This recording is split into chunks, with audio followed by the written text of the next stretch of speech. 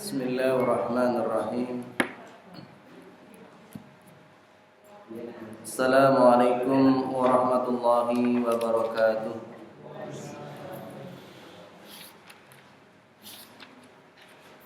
Alhamdulillah hamdan katsiran thayyiban mubarakan fi kama yuhibbu rabbuna wa yarda. Asyhadu an la ilaha illallah wahdahu la syarika lah wa asyhadu anna Muhammadan abduhu wa rasuluhu sallallahu alaihi wasallam. Wa sallallahu ala nabiyyina Muhammadin wa ala alihi wa man tabi'ahum bi ihsanin ila yaumiddin. Amma ba'd. Bapak Ibu, adik-adik jamaah rahimana rahimakumullah.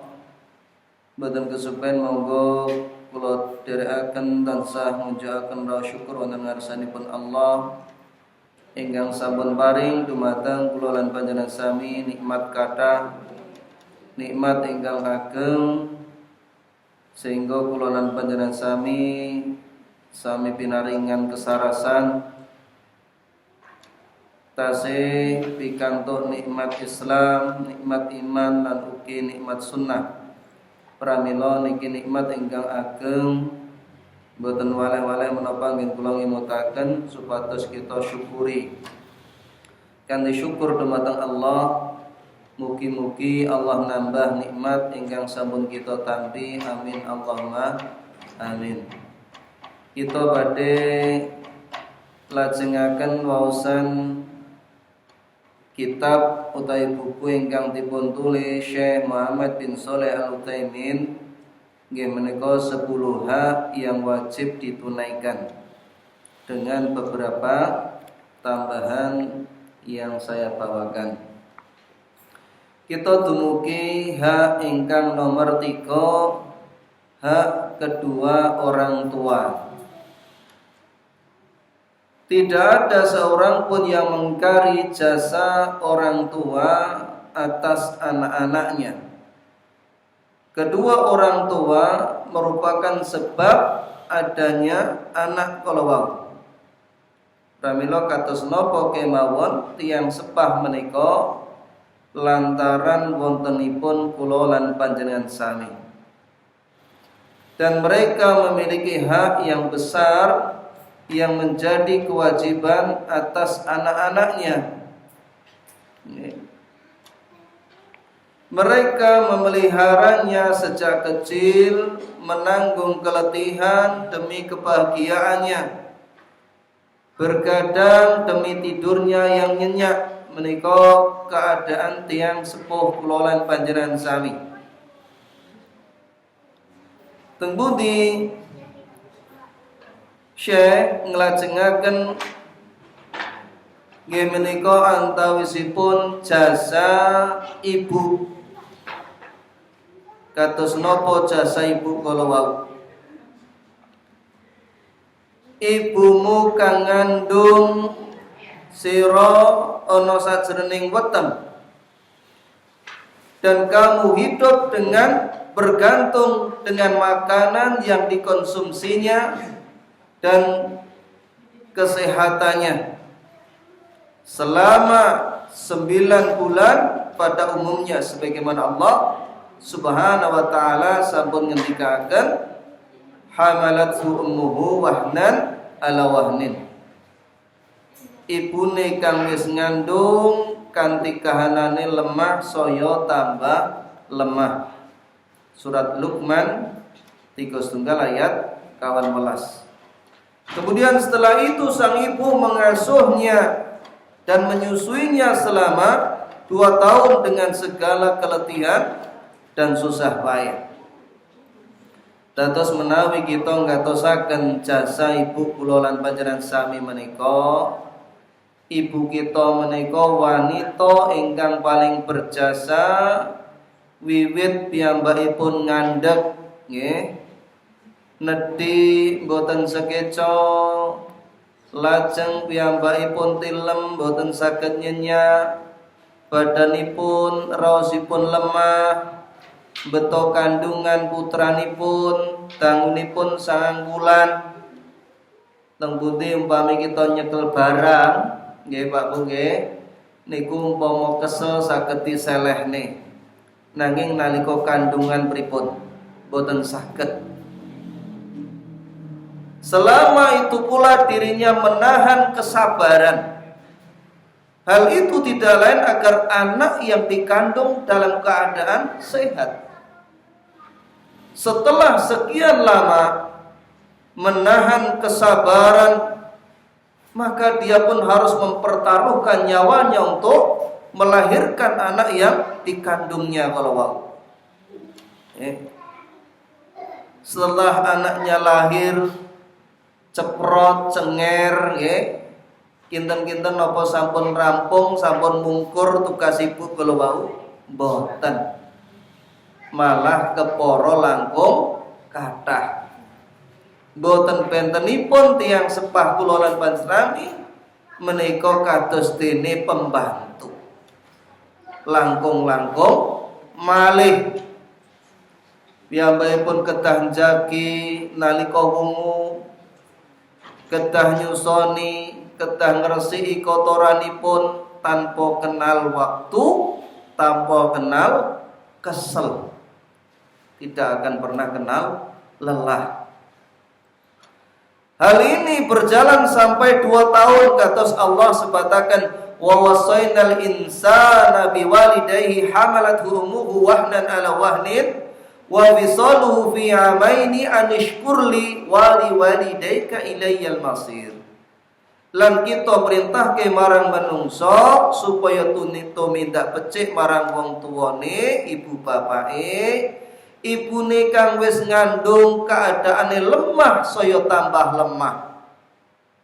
Banjur nyapeh sakwise 2 taun. Mula syukura marang ingsun lan uga syukura marang wong tuamu loro yaiku bapak ibumu. Marang ingsun wae sira kabeh bakal bali. Wonten surat Luqman 3 ayat 11. Lo nek bahasa Jawa saged nampi napa mboten? Napa bahasa Indonesia mawon? Indonesia. Nggih, siap. Sing nem-nem niki Pak, rati kauratan. Setelah disapih, ibu ini masih menemaninya. Nggih ngajaki, ngancani dolanan, gojekan, nggih ngajari napa ingkang dipun betahaken, nyiapaken nedinipun, pakaianipun, kadang rela tidak makan untuk anaknya semata agar anaknya bisa makan. Hal ini dilakukan hingga anak ini tumbuh dewasa. Itulah seorang ibu yang selalu berkorban, tak kenal lelah dalam menjaga dan mendidik anaknya. Lajeng Syekh betahaken jasa seorang ayah. Begitu pula halnya dengan sang bapak. Dia bekerja demi kehidupanmu dan pertumbuhanmu sejak kecil hingga kamu mampu mengurusi diri sendiri.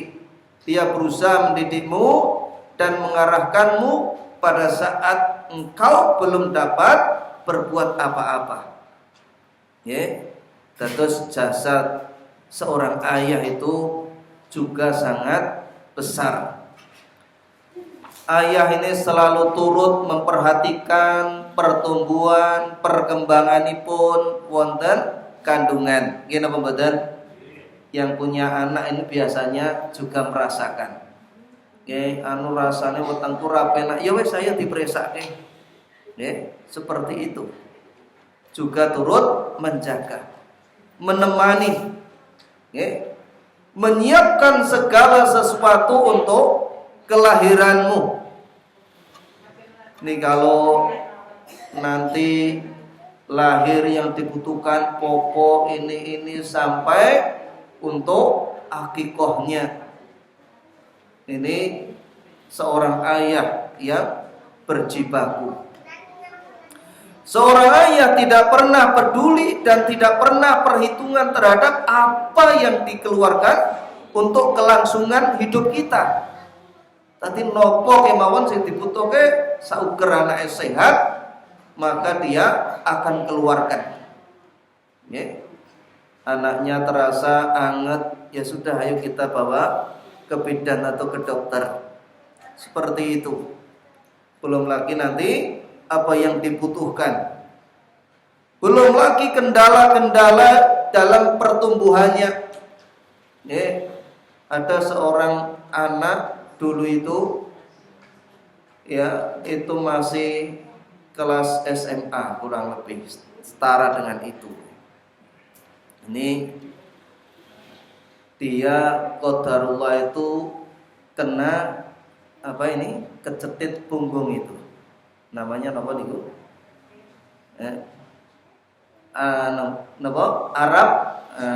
Saraf kecepit. Jadi dia tidak bisa tegak lurus gini. Jadi rasanya itu sakit. Bayangkan orang tua itu adanya melihat itu nangis. Ini anak masih muda, jangkauannya masih panjang, sudah terkena seperti itu. Bagaimana seandainya kalau dia tidak sembuh coba? Yang terbentang di dalam pandangan orang tua itu kesedihan. Bagaimana anaknya itu bisa segera sembuh? Dibawa ke Kostati, ke Yarsis. Begitu pula tempat-tempat di mana pijat saraf, ditemani berenang di berbagai tempat, sampai akhirnya Allah kembalikan. Alhamdulillah. Itu seperti itu. Orang tua itu tidak ada perhitungannya. Seorang ayah itu rela menderita agar anaknya itu bisa meraih kesuksesan.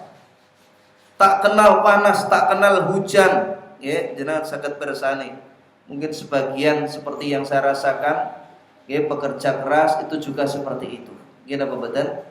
Seperti itu. Dia tidak peduli. Ya. Semata-mata agar di rumahnya itu tidak terdengar tangisanmu karena kelaparan atau menangis karena tidak bisa memberikan apa yang dibutuhkan. Betahe mong supaya gayuh cukup, orang punjul itu cukup dulu. Terkadang ayah tidak peduli harus menahan sakit. Jadi dia punya derita sampai nggak dirasakan. Untuk apa? Untuk uangnya membiayai anaknya, untuk mencukupi keperluannya. Sing buku, sing ini, sing itu, sampai derita yang pada dirinya itu tidak pernah dirasakan. Itu seperti itu seorang ayah itu. Kemudian di sini Syekh menyebutkan perintah Allah berbakti kepada kedua orang tua. Setelah kita mengetahui jasa seorang ibu, jasa seorang ayah, oleh karena itu Allah Ta'ala memerintahkan kepada setiap anak untuk berbuat baik terhadap kedua orang tua sebagai balasan atas kebaikannya dan bentuk terima kasih terhadapnya. Walaupun itu tidak mungkin akan bisa menyamai perjuangan orang tua. Allah Subhanahu wa taala berfirman, "Wa wassaynal insana biwalidayhi hamalathu ummuhu wahnan ala wahnin wa fisaluhu fi amaini an ishkur li wa liwalidayka ilayyal masir." Dan kami perintahkan kepada manusia berbuat baik kepada kedua orang tuanya. Jadi ini perintah Allah.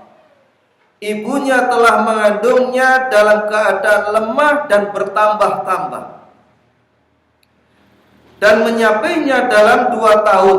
Bersyukurlah kepadaku dan kepada kedua orang ibu bapakmu, hanya kepadakulah engkau kembali. Sebutkan dalam surah Luqman 31 ayat 14. Allah Subhanahu wa taala juga berfirman, wa qada rabbuka alla ta'budu illa iyyahu wa bil walidaini ihsana. Dan Tuhanmu mewajibkan kepadamu agar tidak menyembah kecuali kepada Allah. Wabil walidaini ihsana, dan supaya berbakti kepada kedua orang tua. Ya. Imma yablughanna indakal kibaru ahaduhuma aw kilahuma fala taqul lahumā uffin wa la tanharhumā wa qul lahumā qawlan karīmā. Apabila orang tuamu berusia lanjut, salah satunya atau kedua-duanya dalam asuhanmu, jangan sekali-kali engkau berkata kasar, okay. Nanti kita akan berikan contoh-contoh yang lain. Wala tanharhuma, ojo kowe kono nyuwara banter, wa kullahuma qaulan karima, maka ucapkanlah ucapan yang mulia. Wafid lahuma janaha dhulli minar rahmah wa qur rabbir warham kama rabbayani shaghira. Wa qur rabbir warham wa qur rabbir hamhuma kama rabbayani shaghira. Dan jikalau mereka sudah tua, salah satu atau kedua-duanya dalam asuhanmu, jangan sekali-kali berkata dan janganlah kamu membentak mereka. Namun ucapkanlah kepada mereka perkataan yang mulia, dan rendahkanlah dirimu terhadap mereka berdua dengan penuh kesayangan, dan ucapkanlah, wahai Tuhanku, kasihanilah mereka berdua sebagaimana mereka telah mendidik aku di waktu kecil. Disebutkan dalam surat Al-Isra 17 ayat 23 sampai 24. Kemudian Syekh di sini menyebutkan bagaimana cara kita berbakti kepada kedua orang tua. Cara berbakti kepada kedua orang tua, hak kedua orang tua atasmu adalah engkau berbakti kepadanya, yaitu dengan cara berbuat baik kepadanya, baik dengan ucapan dan perbuatan, dengan harta dan juga tenaga. Mungkin insyaallah rinciannya kita akan tambahkan. Melaksanakan segala perintahnya dan mentaati apa yang bukan maksiat kepada Allah, serta tidak menimbulkan bahaya kepadamu. Jadi kalau orang tua itu memerintahkan ini tidaklah perkara maksiat dan tidak membahayakan, maka wajib ditaati. Berbicara kepadanya dengan lemah lembut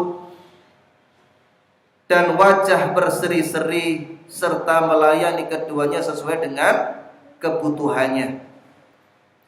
Jangan mengeluh dengan sebab keduanya di saat mereka sudah berusia lanjut, sakit-sakitan dan juga lemah.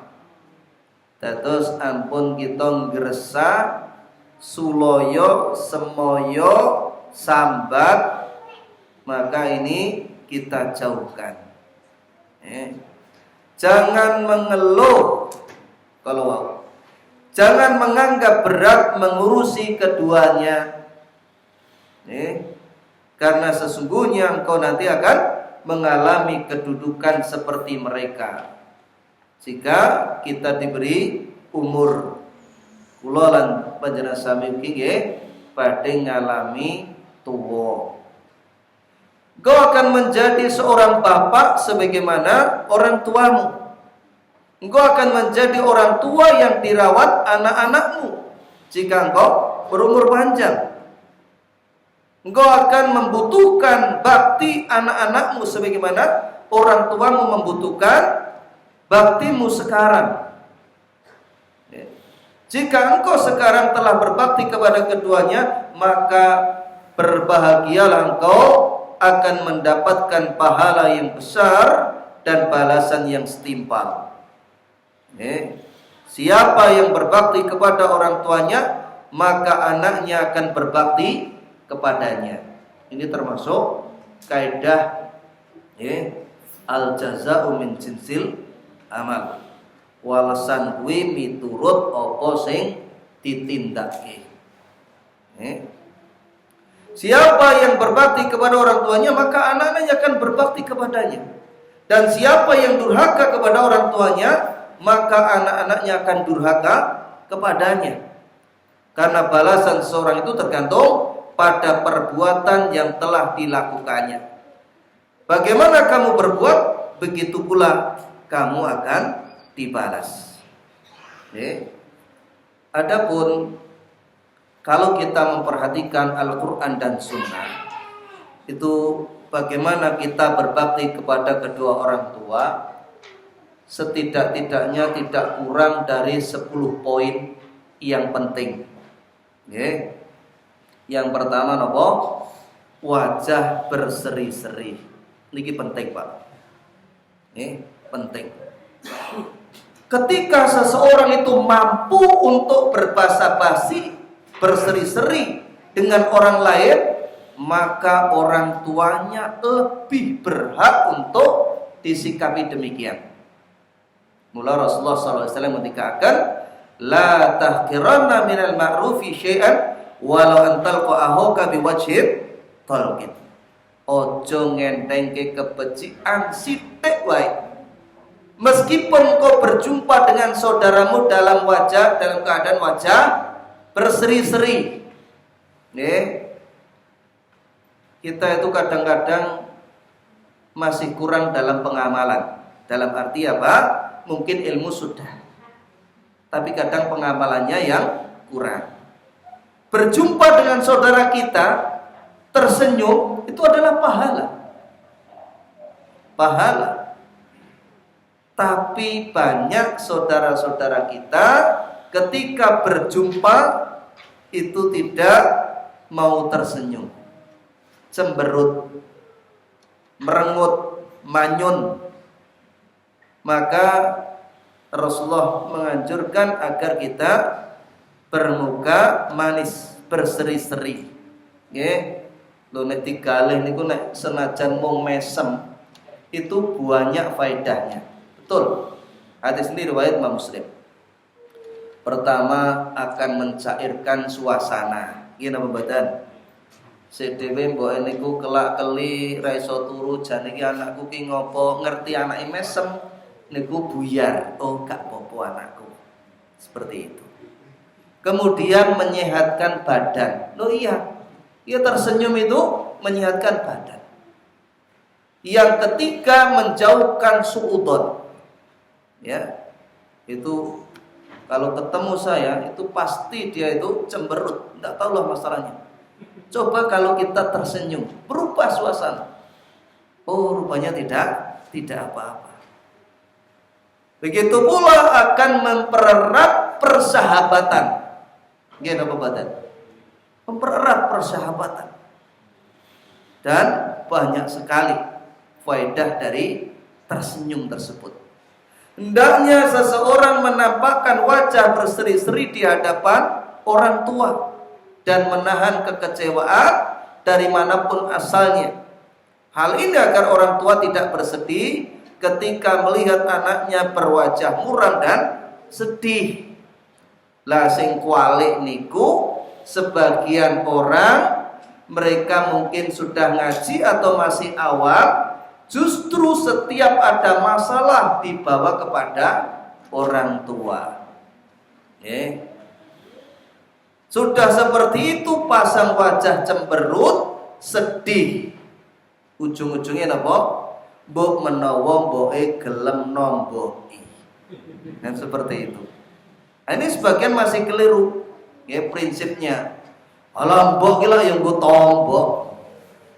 Ini harus dirubah. Jadi orang tua itu sudah sedih sejak dulu, susah sejak dulu. Apakah kita akan tetap menyusahkan sampai kita akan tua juga? Maka kita harus merubah prinsip itu. Yang kedua, bertutur kata dan berperangai lemah lembut, sebagaimana yang kita sampaikan di dalam surat Al-Isra ayat 23 tersebut. Apabila wa qad rabbuka alla ta'budu illa iyyahu wa bil walidaini ihsana imma yablughanna indakal kibara ahaduhuma aw kilahuma fala taqul lahumā uffin wa la tanharhumā wa qul lahumā qawlan karīmā. Dan Tuhanmu telah memerintahkan supaya kamu jangan menyembah selain Dia, dan hendaknya kamu berbuat baik kepada ibu bapakmu dengan sebaik-baiknya. Jika salah seorang di antara keduanya atau kedua-duanya sudah berumur lanjut dalam pemeliharaanmu, jangan sekali-kali kamu mengatakan kepadanya perkataan dan jangan pula kamu membentak mereka, dan ucapkanlah kepada mereka perkataan yang mulia. Jadi ucapan ini perkataan yang kecil, dan yang seimbang dengan ini banyak dan mungkin lebih besar bobot keburukannya. Tapi banyak sekali orang-orang yang tidak paham. Apalagi contohnya Zozo, sedel, barang, buyak, menang melulu. Itu juga sama ini. Ini ucapan-ucapan yang berat ini di sisi Allah. Wes itu sama. Maka kita yang sudah ngaji hendaknya berhati-hati. Jangan kita mudah-mudah untuk berkata seperti itu. Orang tua itu di hadapan kita mungkin terlihat tidak apa-apa, terlihat biasa. Tapi setelah anaknya pulang malam, bisa jadi dia tidak tidur. Jane anakku ki ngopo, salahku ki opo, suarane kok kasar, seperti itu. Kelak keli ra iso turu. Ngingeti usuk, ngerti-ngerti pripun Pak Bu? Sakit, tensine dhuwur. Ini sangat mungkin sekali terjadi, dan ini di antara sebab-sebab orang tua itu menderita. Kemudian yang ketiga, mentaatinya selama tidak maksiat kepada Allah. Ini harus kita taati. Mafhum mukhalafah dari ayat wa in jahadaka ala an tusyrika bi ma laysa laka bihi ilmun fala tuti'huma. Kebalikan dari hukum ayat ini. Jika orang tuamu memerintahkan menyekutukanku dengan sesuatu yang kamu tidak ada pengetahuan tentang hal itu, jangan kamu taati. Artinya apa? Ketika memerintahkan yang baik berarti apa? Ditaati. Asbabul nuzul ayat ini, sebab turunnya ayat ini, Sa'ad bin Abi Waqqas dan ibunya Hamnah yang meminta Sa'ad untuk kembali kepada agama jahiliyah. Namun Sa'ad ini tidak mau. Bu lajeng kondo. Nek ngono aku ora arep mangan. Engko nek aku tekaning pati wong ben reti nek kowe iki anak durhaka. Seperti itu. Sedina ora mangan. Nggih. Rong dina ora mangan. Lajeng saat menika ndugeni buke saya tambah lemes. Ketika sudah dalam keadaan seperti itu, saat ini berkata kepada ibu, Bu, umpame jenengan niku gadah nyawa sing kathah, niku medal setunggal pokok setunggal, nek jenengan dawuhi kula ken medal saking Islam ken murtad, kula mboten purun. Dari sinilah ibunya akhirnya putus asa, menyuruh untuk kembali murtad, tetapi saat tidak mau. Akhirnya ibunya pun mendapatkan hidayah. Oleh karena itu dalam hadis disebutkan la ta'ata fi masyiatillah innama ta'atu fil ma'ruf. tidak ada ketaatan kepada siapapun yang memerintahkan durhaka kepada Allah. Kewajiban taat itu dalam perkara yang ma'ruf, perkara yang baik. Ini hadis riwayat Bukhari dan juga Muslim, Ahmad dan juga Abu Daud. Dalam perkara-perkara mubah itu anak apabila diberi kemampuan hendaknya mentaati orang tuanya. Niku supados ngalah, nggih. Ini bukan hanya untuk laki-laki mawon, perempuan juga. Laki-laki contohnya pripun? Walale rumangsaku kok seger men ya mangan bakso kayak jajak Kalau kita mampu, ayo Bu, melampah-melampah. Ngerti-ngerti jak mampir. Begitu pula ibu-ibu, nggih. Jangan bayem. Ketoke lodeh kuwi segerno, ya sudah ngalah dulu. Ngalah dulu.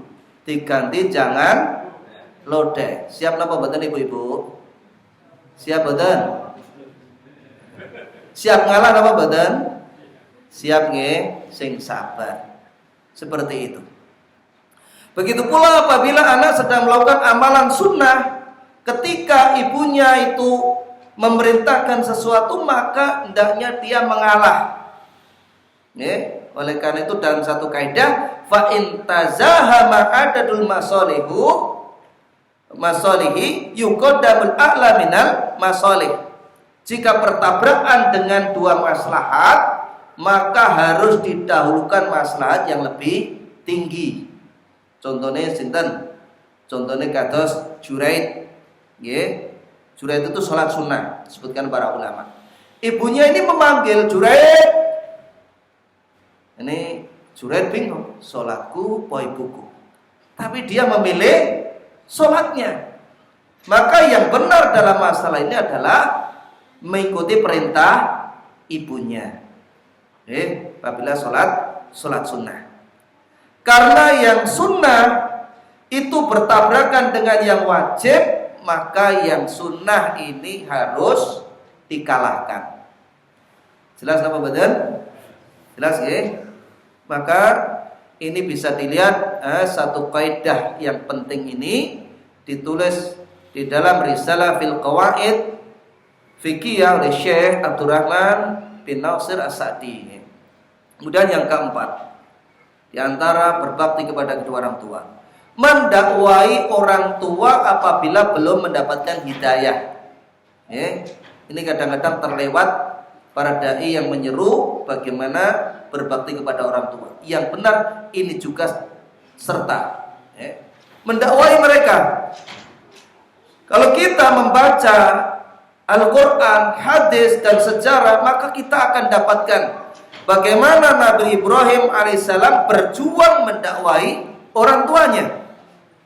Idh qala li abihi ya abati lima ta'budu ma la yasma'u wa la yubshiru wa la yughni anka syai'a. Ingatlah ketika Ibrahim berkata kepada bapaknya, wahai bapakku, kenapa engkau menyembah kepada apa yang tidak bisa mendengar, tidak bisa melihat, tidak bisa mencukupi sedikit pun. Sehingga orang tuanya pun marah. Arahibu anta an alihati ya Ibrahim? Apakah kamu benci dengan sesembahanku ya Ibrahim? La illam tantahi la arjumanna. Jika kau tidak mau diam, aku sendiri akan membunuhmu. Meskipun demikian Nabi Ibrahim sabar. Jadi salah satu di antara berbakti kepada orang tua itu ketika mendapatkan orang tua belum mendapatkan hidayah, maka hendaknya kita berusaha untuk mendakwahi. Dan salah satu trik yang antum bisa pakai, jangan perhitungan terhadap orang tua. Ketika orang tua dalam keadaan terdesak, monggo los-losan. Artinya apa? Kita sungguh membantu mereka, sehingga orang tua insya Allah akan terbuka hatinya. Sebagaimana nanti kita akan sebutkan. Hal ini juga dilakukan oleh sahabat Abu Hurairah. Beliau menceritakan, Dulu aku mendakwai ibuku agar masuk Islam. Tapi ketika aku dakwai, ya, justru dia mencaci maki Rasulullah sallallahu alaihi wasallam. Kemudian aku pun mendatangi Rasulullah sallallahu alaihi wasallam. Fa'ataitu Rasulullah sallallahu alaihi wasallam wa ana abki. Aku teko marang Rasulullah, aku nangis. Qultu ya Rasulullah, inni kuntu ad'u ummi ilal Islam. Fataba alayya. Aku mendakwai ibuku agar masuk Islam, namun dia masih saja menolak ajakanku. Fada'autuha al-yawma fa'asma'atni fika ma akrahu. Hari ini kembali aku mengajaknya, ya, tapi justru mencaci maki dirimu ya Rasulullah. Fadullah ayyahdiya ummi abi. Fadullah ayyahdiya umma Abi Hurairah. Faqala Rasulullah sallallahu alaihi wasallam, Allahumma hdi umma Abi Hurairah. Apakah engkau bersedia ya Rasulullah doakan orang tuaku? Apakah engkau bersedia mendoakan ibuku? Ya. Kemudian Abu Hurairah ini meminta kepada Rasulullah agar mendoakan ibunya. Doakanlah ya Rasulullah ibuku. Akhirnya Rasulullah berdoa, ya Allah, berilah hidayah kepada ibu dari Abu Hurairah. Hadis ini riwayat Imam Muslim. Sehingga apa? Rasulullah langsung ditinggal lari, saking senengnya. Ketika sampai rumah, Abu Hurairah, tunggu dulu, ini pintu dikunci. Jegar-jegur terdengar orang mandi.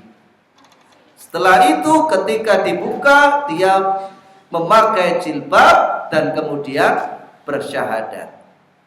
Subhanallah. Ya, mustajab sekali. Ya, doa Rasulullah sallallahu alaihi wasallam. Ini ibunya Umaymah mendapatkan hidayah. Kemudian berbakti kepada kedua orang tua supaya memperhatikan kebutuhan orang tua sebagaimana disebutkan oleh Syekh di sini tadi. Membantu dengan tenaga bila mungkin, ya, kita longgar memiliki tenaga, ya. Jadi kalau kita melihat orang tua kok ngarepe niku bongkor, ya, dipaculi, dikesrii, dibabat nih. Kemudian juga memperhatikan rumah tempat tinggalnya. Kita umai wis gedong, wis keramik, wis plafon. Orang tua itu kok kumuh, maka kita juga harus membantu memperbaiki rumah orang tua kita. Jangan kita pelit. Begitu pula apabila kita diberi kemampuan merawat orang tua, jangan sampai orang tua sambat, ya. Rasane nawak kok ra penak lele. Sirah kok rasane mau mumet. Lah wis tuwa malah disengak. Wong tua iya ngono kuwi. Akhirnya pripun? Akhirnya menencep. Maka ini tidak boleh, ya. Lan apa perlu dipun priksane Bu? Seperti itu. Kemudian juga memperhatikan keperluannya sehari-hari, ya. Jangan sampai awake dhewe iki nek mangan ki lawuh sarwa wah sarwa enak. Nih wong tua iki kok sambel nyel. Ini jangan sampai. Bila memang kita diberi kelebihan. Kemudian juga menghibur. Ini tidak kalah penting. Bercengkrama dengannya agar tidak sepi, tidak sedih. Nah, anak-anak sekarang ini menganggap orang tua itu tidak produktif. Tidak lagi memberikan hasil. Allah ngobrol karo buah mung trimo ngalor ngidul. Maka jangan seperti itu. Justru kita motivasi untuk semangat bercerita mungkin masa kecil kita ataupun masa-masa sulitnya. Di situ akan terkenang mengingat memori yang telah lalu. Ini betul-betul menghibur orang tua. Soalnya nek cah sakniki niku nek ketok iki rene apa-apa niki mung serba wegah. Rungono aku arep lunga sik. Maka seperti itu ini sebenarnya tidak boleh. Semua ini masuk dalam cakupan firman Allah Ta'ala, wasahibuhuma fid dunya ma'rufa, dan pergaulilah keduanya di dunia dengan cara yang baik. Jadi awake dhewe lunga wonten napa dalam tiyang sepuh niku kok ngerti lampu-lampu mati rong keganti niku jangan bertanya lagi. Lampune kok mati napa mbok walale rong kesae tuku. Itu bukan ora kesae tuku. Tapi memang tidak ada uang bisa jadi. Sing ibu-ibu nggih ngaten ketika ke tempat mertua maka dilihat ternyata dapurnya enggak ada apa-apa. Ke kamar mandi sabun, odol, sikat itu enggak ada. Ya sudah, kita belikan. Kita belikan. Jangan sampai kita itu kok diam diri tanpa pengertian, ini jangan sampai. Oleh karena itu Rasulullah SAW bersabda, "Ragima anfun, tsumma ragima anfun, tsumma ragima anfun." Qila, "Man ya Rasulullah?" Qala, "Man adraka abawayhi 'indal kibari, ahaduhuma aw kilahuma, falam yadkhulil jannah." Celoko. Lanceng enten sing taklet, "Sinten ya Rasulullah?" Maka Rasulullah menjawab, "Siapa yang mendapati kedua orang tuanya dalam usia lanjut atau salah satunya tapi tidak memasukkannya ke dalam surga." Ini hadis riwayat Imam Muslim. Nggih.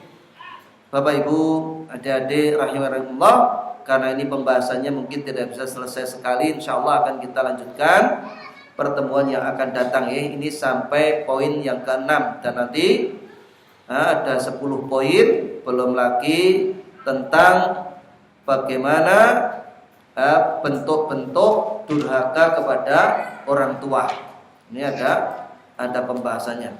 Juga keutamaan berbakti kepada kedua orang tua. Ini termasuk apa saja faedahnya ya ketika kita berbakti kepada kedua orang tua. Mungkin ini yang kita sampaikan, dan Pak. Kalau ada yang mau ditanyakan,